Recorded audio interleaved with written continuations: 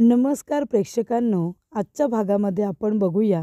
इथे नीलांबरी आकाशला म्हणत असते, आकाशराव तुम्हाला जे काही बोलायचं आहे ते मला स्पष्ट बोला ना, असं फिरवून फिरवून काय बोलताय. तेव्हा आकाश म्हणतो, हे बघा मी जे काही बोलतोय ना सगळ्यांच्या तोंडावरती बोलतोय. तुम्ही सुद्धा इथेच आहात ना, मग ते तुम्हाला सुद्धा लागू होतं. मी कुणापासून काही लपून तर बोलत नाही आहे ना, जे काही आहे ते सगळ्यांच्या समोर आणि स्पष्टपणे बोलतोय. तेव्हा इथे आकाशला नीलांबरीचा राग आलेला असतो, कारण चोर-ओटीसाठी इथे आता भूमीची ओटी भरण्यासाठी नीलांबरीला आमंत्रण देण्यासाठी तिथे आकाश आजी दोघेजण गेलेले असतात. तेव्हा ती खूपच जास्त भाव खाते आणि जेव्हा आकाश म्हणतो की तुमची मुलगीसुद्धा आता इथेच राहील आणि ती म्हणजे पौर्णिमा, तेव्हा नीलांबरी यायला तयार होते. तेव्हा आकाशला कळतं की नीलांबरीचं अजिबात भूमीवरती प्रेम नाही आहे आणि तेव्हा इथे आकाशला त्या गोष्टीचा राग आलेला असतो.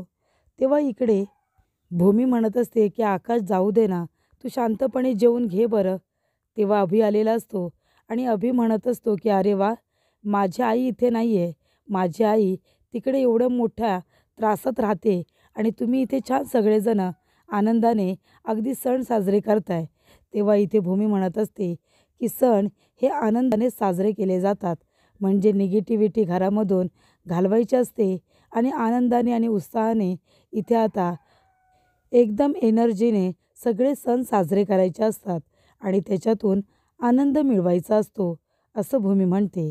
तेव्हा इकडे मानसीला आता खूपच जास्त राग आलेला असतो, कारण अभि जे काही वागत असतो, बोलत असतो ते खूपच जास्त विचित्र असतं. तेव्हा इकडे मानसी म्हणत असते की भाऊजी तुम्हाला माहिती आहे का, आज ताईचा आहे ना चोर ओटी भरण्याचा कार्यक्रम खूपच जास्त छान झाला, पण तुम्हाला आता ताईला काहीतरी गिफ्टसुद्धा द्यायचं आहे. तेव्हा इकडे भूमी म्हणते की हो आकाश, अरे मला सुद्धा तुझ्याकडून काहीतरी गिफ्ट हवं आहेच ना. तेव्हा इकडे आकाश म्हणतो की भूमी, तुला कसलं गिफ्ट हवं आहे ना, ते फक्त तू मला सांग. तेव्हा इकडे भूमी म्हणत असते की आकाश, मला तुझ्याबरोबर लाँग ड्राईव्हला जायचं आहे. तेव्हा त्यांचं आता बोलणं चालू असतं, तर इकडे राजाराम काका म्हणत असतात की अरे वा, ही तर खूपच जास्त छान आयडिया आहे.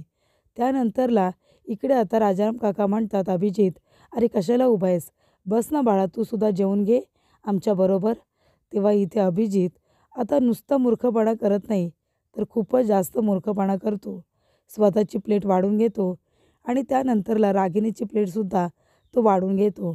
तेव्हा इकडे दोघांनाही चपाती भाजी सगळं व्यवस्थित घेत असतो. तेव्हा आजी म्हणतात, काय रे अभि, असं काय करतोयस तू? अरे तू 2 प्लेट का भरून घेतलेस? तुला 2 प्लेटमध्ये जेवायचं आहे का? तेव्हा इथे अभिजित म्हणत असतो की नाही आजी, ही दुसरी जी प्लेट आहे ना, ती माझ्या आईसाठी आहे. कारण या घरामध्ये सगळेजण माझ्या आईला विसरून गेलेत आणि सगळेजण आपापल्या आयुष्यात आनंदात आहेत आणि म्हणूनच मी माझ्या आईचं ताट इथे भरतोय. एक ना एक दिवस माझी आई या घरामध्ये नक्की परत येईल. तेव्हा तोपर्यंत या घरामध्ये माझ्या आईला कुणीही विसरायला नको ना, म्हणून मी तिचं ताटसुद्धा इथे भरून ठेवतोय. तेव्हा इकडे मी रोज माझ्या आईचं ताट माझ्याबरोबर भरून ठेवणार. तेव्हा इथे आकाशला खूपच जास्त राग येतो. तेव्हा इथे अभिजित म्हणत असतो की या घरामध्ये माझ्या आईचा अपमान झाला, तिला या घरातून हकलून दिलं. बरं आई घरामध्ये नाही आहे तर कुणी दुःखातसुद्धा नाही आहे, सगळेजण आनंदात आहेत. आनंदाने इथे सण साजरे करतायत, ओटभरणीचा कार्यक्रम केला जातोय, बरोबर की नाही? पण मी माझ्या आईला तुम्हा लोकांना अजिबात विसरून देणार नाही. तेव्हा अभिजितच्या या बोलण्याचा आकाशला इतका राग येतो की आकाश जेवणावरून आता उठतो. जेवणावरून उठल्यानंतर आकाश इथे अभिच्या पुढ्यातलं ताट, त्याचबरोबर इथे आता जे ताट त्याने वाढलेलं असतं रागिणीसाठी, ते सुद्धा जेवणाचं ताट, अशी दोन्ही ताटं आकाशने आपल्या हातामध्ये घेतलेले असतात आणि तो घेऊन आता बाजूला जात असतो. तेव्हा इकडे आजी म्हणत असते, अरे आकाश काय करतोयस तू? तेव्हा आकाश म्हणतो की आजी, जे काही अभिजित करतोय ना, त्याच्या या वागण्याला उत्तर देतोय. तेव्हा इकडे आकाश म्हणत असतो की अभिजित, तुला जेवायचं असेल ना आमच्याबरोबर, तर शिस्तीत जेवायचा, हा असा शहाणपणा करायचा नाही. आणि कशावरून तू हे दुसरं ताट तुझ्या आईचं इथे भरून ठेवणार आहेस? सांग ना, काय केले तुझ्या आईने चांगलं? आणि एक गोष्ट लक्षात ठेव, तुझी आई या घरामध्ये पुन्हा कधीच परत येणार नाही. तिने काही साधासुद्धा गुन्हा केलेला नाही आहे, ही गोष्ट तू आता लक्षात ठेवलीस तर जास्त बरं होईल. तुला जेवायचं असेल तर शिस्तीत जेव, नाहीतर हा नसता शहाणपणा तुझा खपवून घेतला जाणार नाही. आणि इथे भूमी म्हणत असते की आणि रागिनी आत्यांचं नाव या घरामध्ये जरा कमीत कमी घेतलं तर जास्त बरं होईल, आणि नाहीच घेतलं ना तर अजूनच बरं होईल. तेव्हा आता तुला बघ, तू विचार कर तुला काय करायचं आहे. आमच्याबरोबर इथे बसून तुला जेवायचं आहे, की तुला इथे तुझ्या आईचं ताट घेऊन तुला तुझ्या रूममध्ये निघून जायचं आहे, याचा विचार तुलाच करायचा आहे. तेव्हा इकडे आता पौर्णिमा अभिजितला खुणावते आणि शांत तिथेच बसायला सांगते, कारण तिला माहिती असतं की इथे आकाशला जर राग आला तर तो दोघांनाही घरातून हकलून देऊ शकतो. तेव्हा इथे सगळेजण आता छान पद्धतीने जेवत असतात. भूमी म्हणत असते की चला जेवायला सुरुवात करा आणि कसं झाले ते सुद्धा सांगा. तेव्हा इथे सगळेजण आता जेवणाची खूपच जास्त तारीफ करतात, कारण जेवण खूपच जास्त छान झालेलं असतं. तेव्हा इकडे मानसी म्हणत असते की भाऊजी, मगाशी आपलं बोलणं हे अर्धवट राहिलं की आपला कार्यक्रम खरंच खूप छान पद्धतीने साजरा झाला.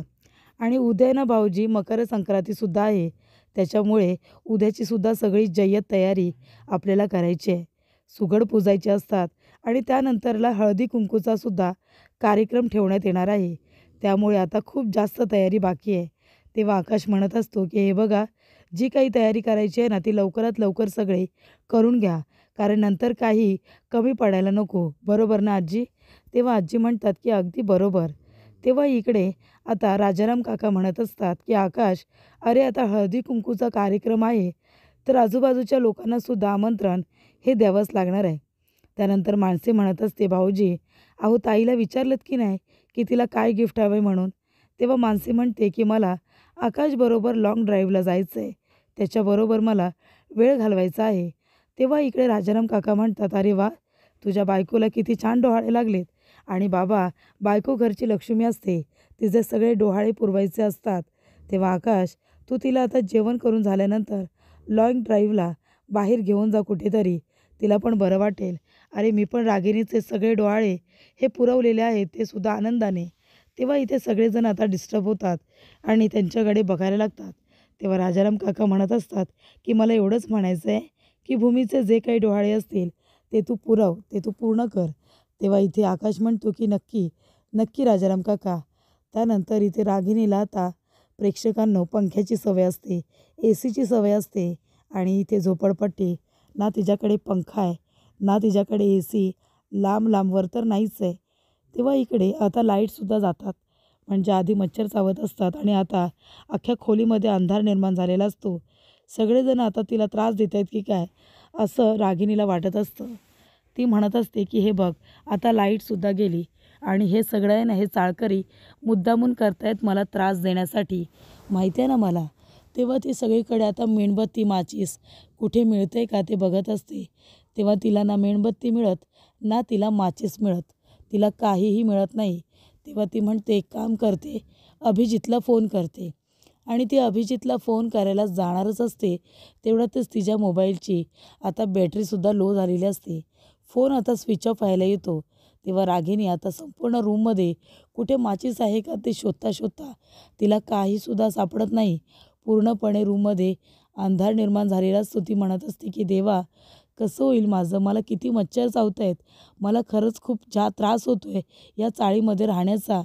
तेव्हा इकडे आता रागिनी म्हणत असते की हे चाळकरी मुद्दामून मला त्रास देत आहेत ना, माझ्या रूमची बरोबर लाईट त्यांनी बंद करून ठेवली. तेव्हा ती म्हणते की थांब, आता बाहेर जाते आणि सगळ्यांना आहे ना बरोबर धडा शिकवते. तर इकडे अभिजितचा सुद्धा फोन लागत नाही, तिचा फोन बंद झालेला असतो. त्यामुळे ती आता बाहेर येते. ती बघते तर मुलं इथे पतंग आता बनवत बसलेले असतात रात्रीच्या वेळेला. तेव्हा बाहेर आल्यानंतर पतंगाचा जो मांजा असतो त्याची एक दोर आता या बाजूने एका मुलाने पकडलेली असते आणि तो आपलं काम करत असतो. तेव्हा इकडे आता तिचं लक्ष जात नाही, रागिणीचं लक्ष त्या ठिकाणी नसतं की खाली मांजाची दोरी आहे ते. तिचा पाय अडकतो आणि ती तोंडावरती पडते. जेव्हा इकडे रागिणी तोंडावरती पडते, तिच्या तोंडाला पूर्णपणे आता सिमेंट लागलेलं असतं, कारण का समोर सिमेंटच्या ज्या गोण्या असतात त्याच्यावरतीच ती पाय अडकून आता तोंडावरती पडलेली असते आणि पूर्ण तोंड तिचं इथे खराब झालेलं असतं. त्यानंतर प्रेक्षकांनो, इथे आता रागिनी तिच्या पापाची शिक्षा ही भोगत असते. तिने जो काही गुन्हा केलेला असतो त्या गुन्ह्याची शिक्षा तिला आता मिळालेली असते. पण त्याचबरोबर भूमी आणि आकाश दोघेजण आता खूपच जास्त टेन्शन फ्री असे फिरायला बाहेर गेलेले असतात. ते दोघंजणं लाँग ड्राईव्हला जातात. पण इथे भूमी आता रागवलेली असते, कारण आकाशने एक वेगळंच गाणं लावलेलं असतं. तिला वेगळं गाणं ऐकायचं असतं. तेव्हा आकाश म्हणतो, यार भूमी, तुला कुठलं गाणं लावायचं आहे ते लाव ना, मी काही तुला बोलतोय का?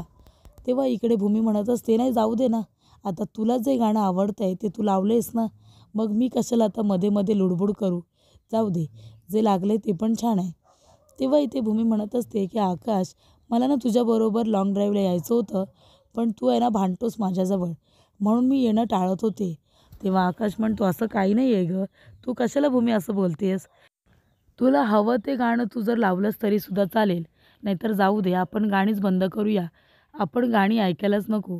तेव्हा आकाश म्हणतो की अगदी बरोबर, गाणीच ऐकायला नको.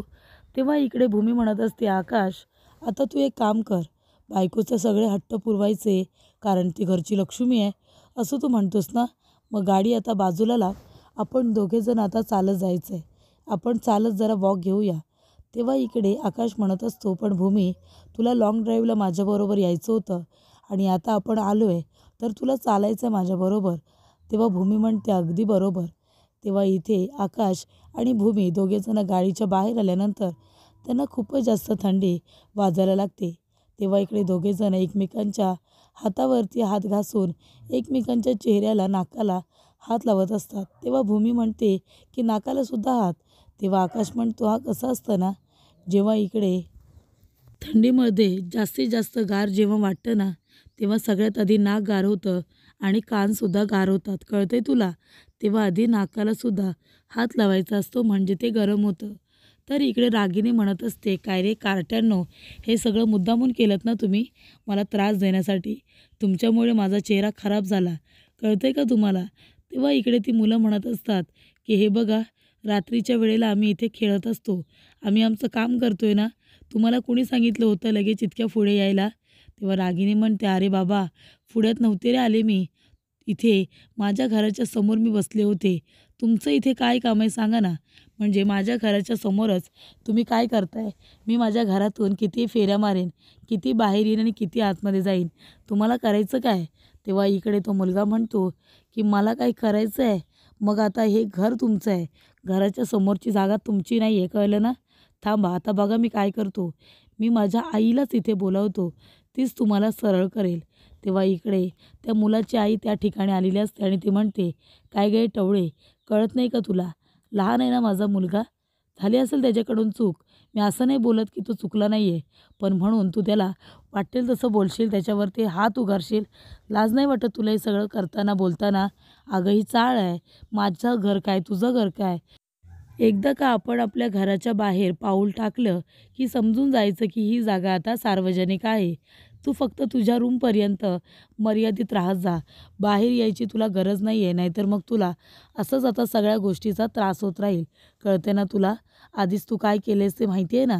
तेव्हा इकडे रागिनी म्हणते, हा बघा, आधी तो विषय काढू नका, तुमच्या मुलांनी मला खूप त्रास दिला आहे रा, आधी त्यांना तुम्ही जा विचारा, बघा माझ्या चेहऱ्याची काय अवस्था करून ठेवली आहे, बघा तुम्ही मूर्ख माणसांनो.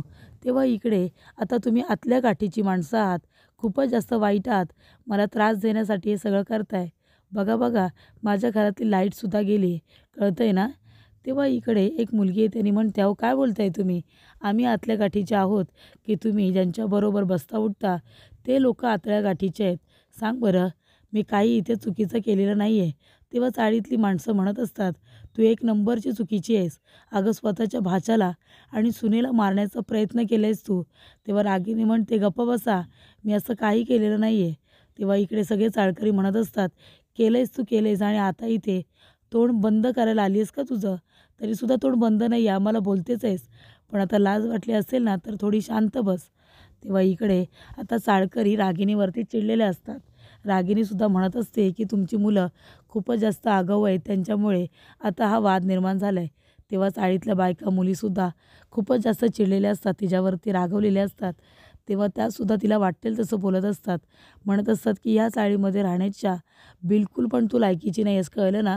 अगं लहान मुलांना तू सहन नाही करू शकत, तर तू मोठ्या माणसांना काय इथे सहन करणार आहेस सांग बरं तू. थांब आता तुला सोडणार नाही. तुझी अवस्था सगळेजण बघ कशी करून ठेवतो ते.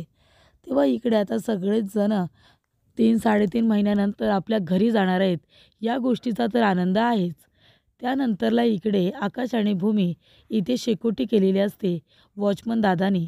तेव्हा इकडे भूमी म्हणते, "काका, आम्ही थोडा वेळ इथे शिकू का हो?" तेव्हा काका म्हणतात, "का नाही?